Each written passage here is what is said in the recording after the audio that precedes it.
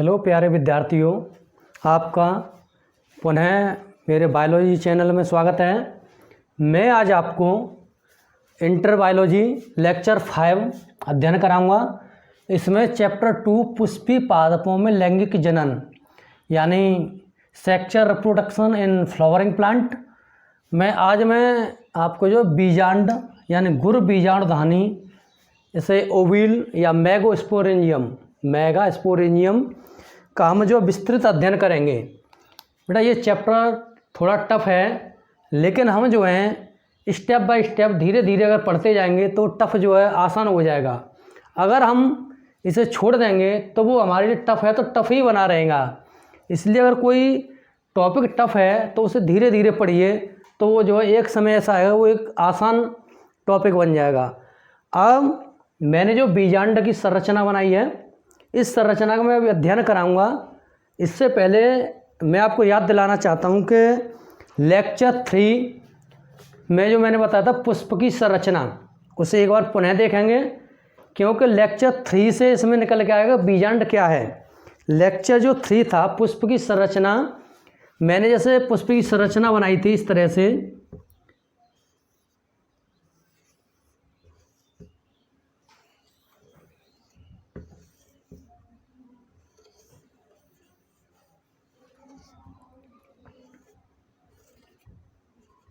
इस तरह से मैंने लेक्चर 3 में, आप वीडियो एक बार पुनः उसे लेक्चर 3 वाली को देखेंगे। पुष्प की संरचना ये जैसे पुष्पासन था, पुष्पवृंत और बाह्य दलपुंज, ये आपके जो था पुंकेसर थे और ये स्त्री केसर, ठीक है ना।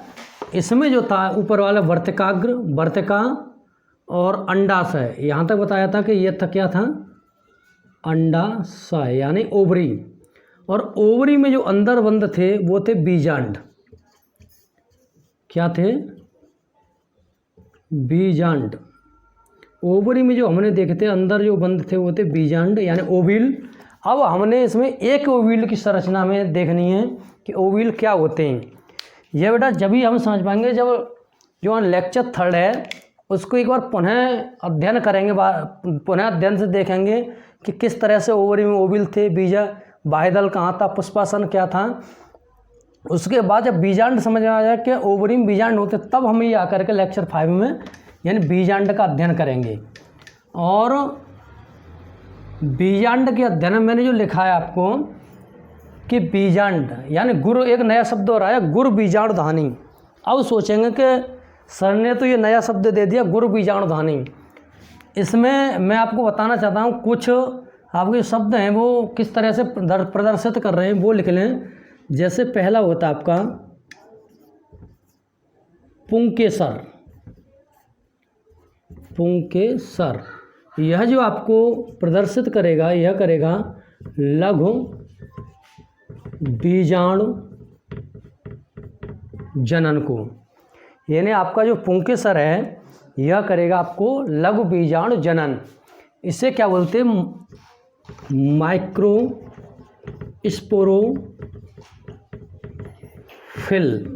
यानी मैं आपको इंग्लिश और हिंदी दोनों में साथ साथ अध्ययन करा रहा हूँ जिससे आपको कोई दिक्कत न हो। दूसरा आपका पराग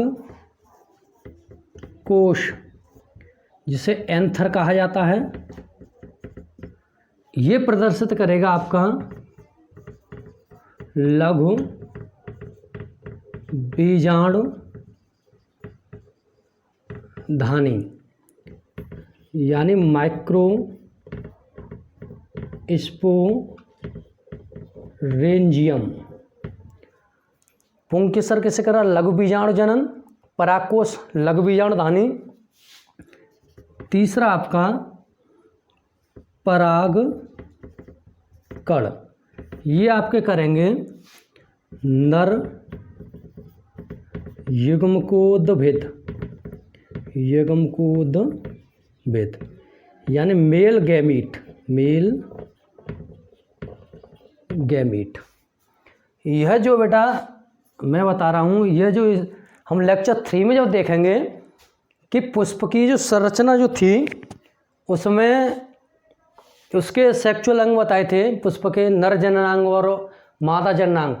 जो नर जननांग में जो था आपका, और मादा जननांग में जायांग, और नर जननांग का था पुमंग, पुमंग यानी एंड्रोसियम, एंड्रोसियम यानी पुमंग के भाग हैं नर जननांग के। पुंकेसर, परागकोश, परागकण। जब पुष्प की संरचना है इस तरह से, जो संरचना इस तरह से दिखाई दे रही थी ओवरी के आस दोनों तरफ, ये जो थे आपके पुमंग थे। पुमंग में आपके पुंकेसर थे, पुंकेसर में अंदर परागकोश था, परागकोश में परागकण निकल रहे थे। अब स्त्री केसर यानी जायांग जो है, स्त्री जननांग जायांग में पढ़ेंगे पहला, स्त्री केसर, इसे बोलते हैं गुर बीजाणु जनन यानी माइक्रोस्पोरोफिल, इसे बोलेंगे मेगा स्पोरोफिल, मेगा स्पोरोफिल। दूसरा आपका बीजांड ओविल यानी इसे बोलेंगे गुर बीजाणु धानी, गुर बीजाणु धानी यानी मेगा स्पोरेंजियम। इसे क्या बोलेंगे, गुर बीजाणु धानी यानी मेगा स्पोरेंजियम। और इसे गुरु बीजाणु पर्ण भी कहा जाता है, गुरु बीजाणु जनन के गुरु बीजाणु पर्ण, ठीक है ना। स्त्री केसर, गुरु बीजाणु पर्ण, मेगा स्पोरोफिल, बीजांड यानी ओविल, और गुरु बीजाणु धानी यानी मेगा स्पोरेंजियम, मेगा स्पोरेंजियम। और तीसरा आपका भ्रूण कोश, इसे कहते हैं मादा युग्मकोद्भिद, मादा युग्मकोद्भिद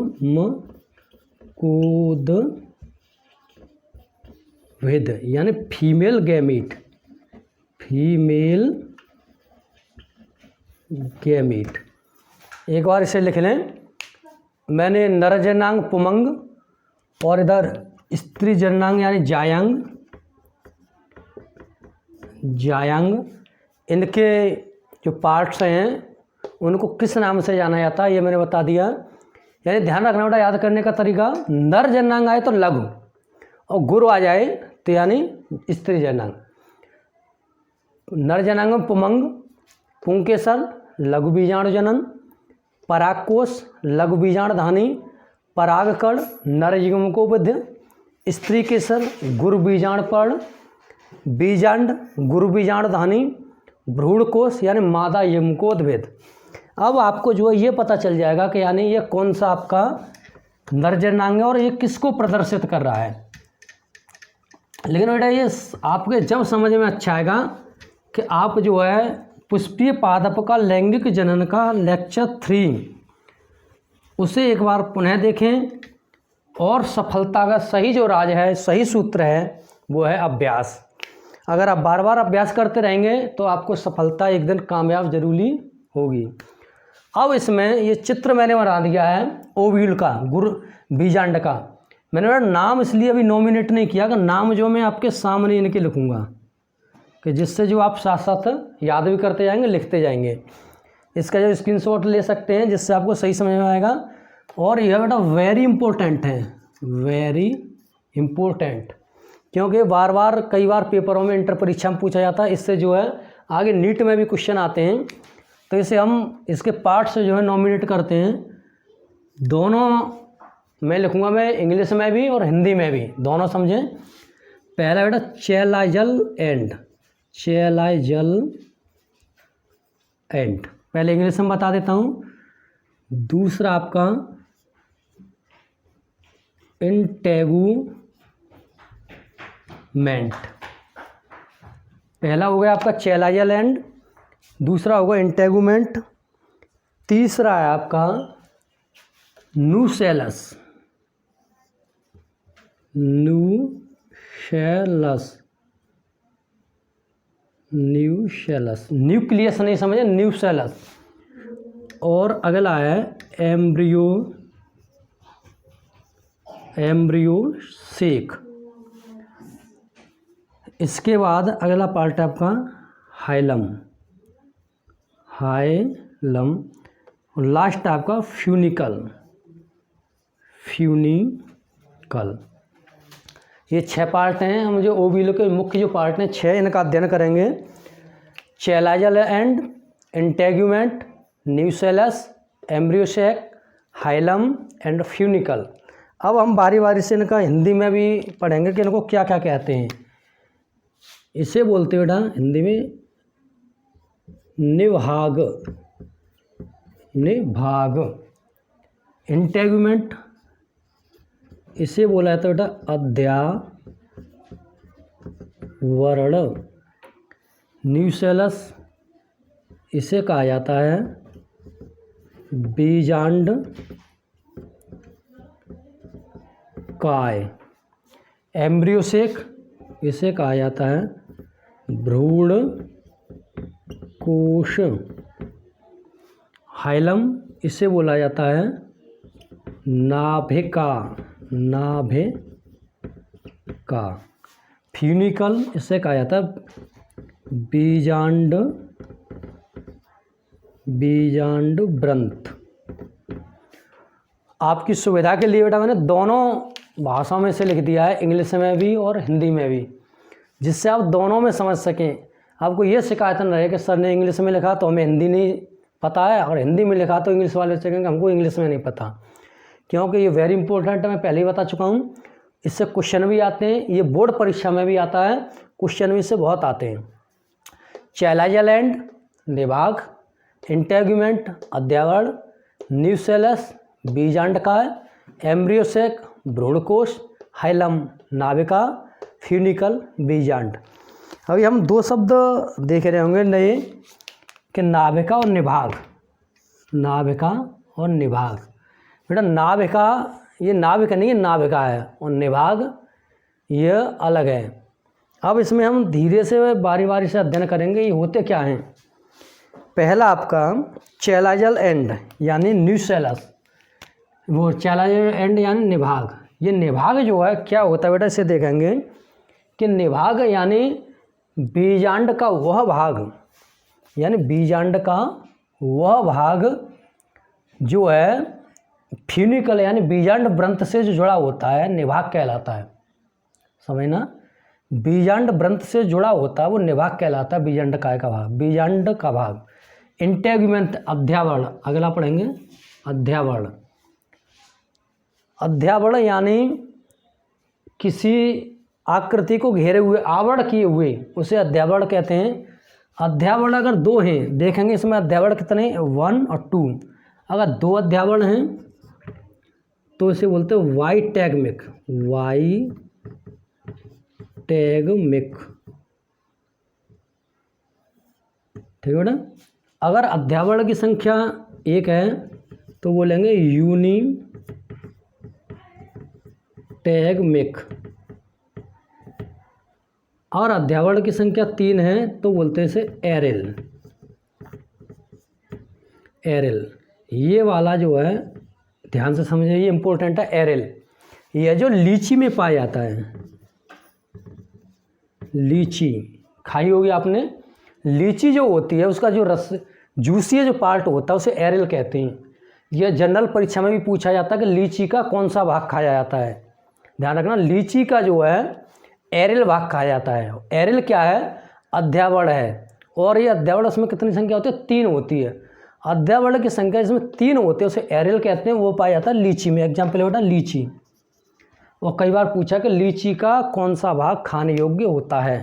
लीची का जो एरिल भाग जो है खाने योग्य होता है, जो जूसी भाग होता है। अब इसी बीच मुझे 2 क्वेश्चन और याद आ गए जो शुरू में ही बताने तो पूछे जाते हैं कि जो बीजांड जो है, बीजांड परिपक्व, परिपक्व परिपक्व। बीजांड जब परिपक्व होता है तो किस में बदलता है? ध्यान रखना है, कई बार पूछा बीजांड परिपक्व होने के बाद बीज में बदल जाता है, यानी सीड। सीड में बीजांड जब परिपक्व होता है तो सीड में बदल जाता है। कि बीजांड परिपक्व होने के बाद किस में बदलता है, या ये कह सकते हैं सीड क्या है, यानी बीजांड की परिपक्व अवस्था को सीड कहते हैं। इसी प्रकार अंडाशय यानी ओवरी परिपक्व होने के बाद किस में बदलता है? फ्रूट में, फल में। यानी ये हो गया ओवरी और ये हो गया ओविल। दोनों क्वेश्चन बहुत ही इंपॉर्टेंट हैं, लिख लें। बीजांड परिपक्व होने के बाद सीड में बदलता है और अंडाशय परिपक्व होने के बाद फल में बदलता है। यानी फल का निर्माण किससे होता है? जब अंडाशय ओवरी परिपक्व मैच्योर होता है। और बीज का निर्माण कब होता है? जब बीजांड परिपक्व होता है। अब इसके बाद अध्यापन बता दिया, हम देखेंगे बीजांड काय। बीजांड काय जो है एक वो संरचना है गोल, ये जो है कोश की होती है, बीजांड का संरचना है। एम्ब्रियो के भ्रूण कोश, यह जो है इसमें फूड स्टोरेज होता है। एम्ब्रियो से यानी इसमें स्टोरेज है, पेक्टोसेलुस का फूड इसमें जो है स्टोरेज होता है। निभाग, अब देखेंगे निभाग क्या होता है। निभाग यानी बीजांड व्रंत और बीजांड को जो स्थान जो जोड़ता है, बीजांड व्रंत और बीजांड को जोड़ने वाला स्थान यानी निभाग। निभाग और समझना ध्यान से बेटा, बीजांड व्रंत और निभाग को जो स्थान जोड़ता है वह स्थान जो बीजांड व्रंत और निभाग को जोड़ रहा है उसे नाभिका कहा जाता है, हाइलम। ध्यान रखना बेटा, जो स्थान नाभिका यानी निभाग और नाभिका को जोड़ रहा है, ध्यान से एक बार सुने, वह स्थान जो निभाग और बीजांड व्रंत को जोड़ रहा है उसे नाभिका कहते हैं। ध्यान से सुनो ना, बहुत कन्फ्यूजन वाला है, लेकिन इसे एक बार बहुत पुनः समझेंगे तो समझ में आ जाएगा। लास्ट है बीजांड व्रंत यानी फ्यूनिकल। यह जो लास्ट में जो है यह फ्यूनिकल है, बीजांड व्रंत कहलाता है। यह जो है आपका प्लेसेंटा से जुड़ा होता है। एक बार इसे एक संरचना द्वारा समझा रहा हूँ बेटा, कि जिस प्रकार यह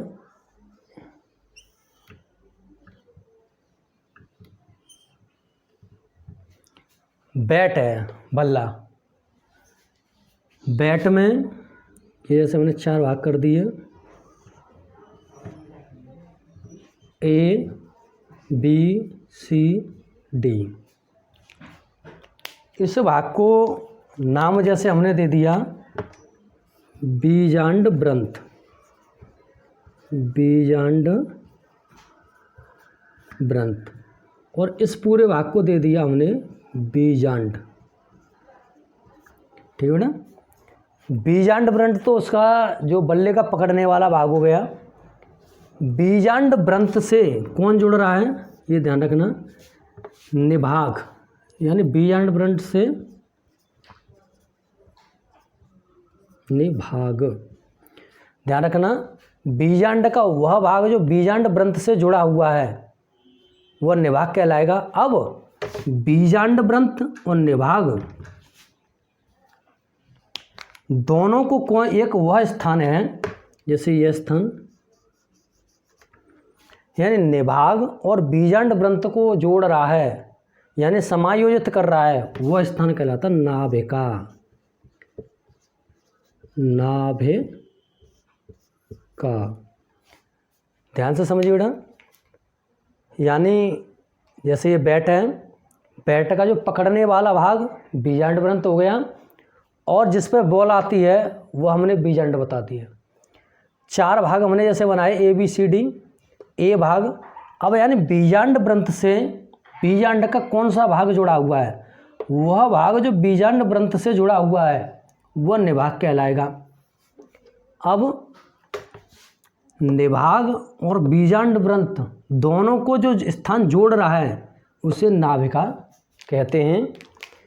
यानी कि निभाग नाभिका ये दोनों क्लियर हो गए कि किस तरह से जो है निभाग आपस में नाभिका और बीजांड वृंत को जोड़ रहा है। और इधर आपका जो है जैसे बीजांड में मैं एक बार पुनः बता चुका हूँ, चैलाजियल एंड निभाग, इंटेगुमेंट अध्यावरण, न्यूसेलस बीजांड काय, एम्ब्रियोसेक भ्रूणकोश, हाइलम नाभिका, फ्यूनिकल यानी बीजांड वृंत। और यह जो आप अच्छे तरह से समझेंगे फिर पढ़ेंगे और यह एक बार लेक्चर 3 देखेंगे। उसे देखने के बाद पुनः फिर हम जो है से 5 जब लेक्चर हमारी समझ में आएगा। इसका एक ही तरीका सही से इजी बनाने का कि बार बार अध्ययन करना, यानी अध्ययन या अभ्यास बार बार करने से कोई भी कठिन आपका वस्तु सही वो पाठ्य वस्तु सही वो सरल हो जाती है। आगे हम अगले लेक्चर में पढ़ेंगे यानी बीजांड के प्रकार, टाइप्स ऑफ ओव्यूल। धन्यवाद।